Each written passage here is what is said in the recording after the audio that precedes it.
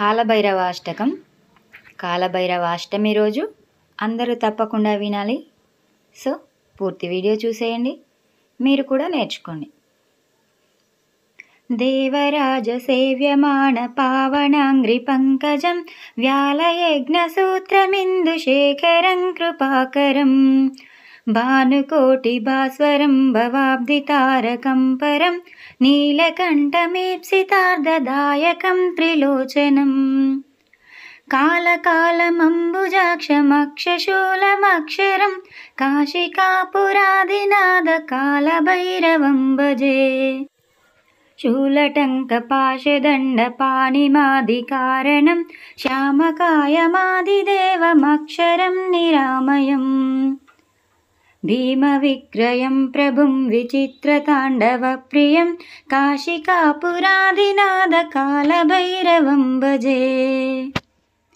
భుక్తిముక్తిదాయకం ప్రశస్తచారు విగ్రహం భక్తవత్సలం స్థితం సమస్తలోకవిగ్రహం వినిక్వణన్మనోజ్ఞహేమ కింకినీలసత్కటిం కాశికాపురాదినాద కాలభైరవం భజే. ధర్మసేతుపాలకం త్వధర్మమార్గనాశకం కర్మపాశమోచకం సుశర్మదాయకం విభుం స్వర్ణవర్ణశేషపాశశోభితాంగమండలం కాశికాపురాదినాద కాలభైరవం భజే. రత్నపాదుకా ప్రభాభిరామపాదయుగ్మకం నిత్యమద్వితీయమిష్టదైవతం నిరంజనం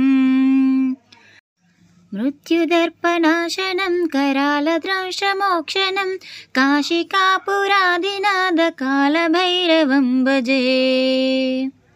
अट्टहासभिन्नपद्मजाण्डकोशसन्ततिं दृष्टिपातनष्टपापजालमुग्रशासनम् अष्टसिद्धिदायकं कपालमालिकाधरं काशिकापुरादिनाद कालभैरवं भजे.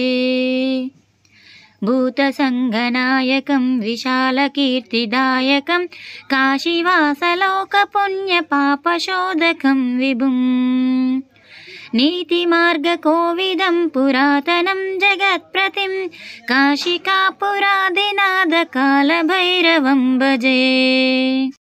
कालभैरवाष्टकं पठन्ति ये मनोहरं ज्ञानमुक्तिसाधनं विचित्रपुण्यवर्धनम्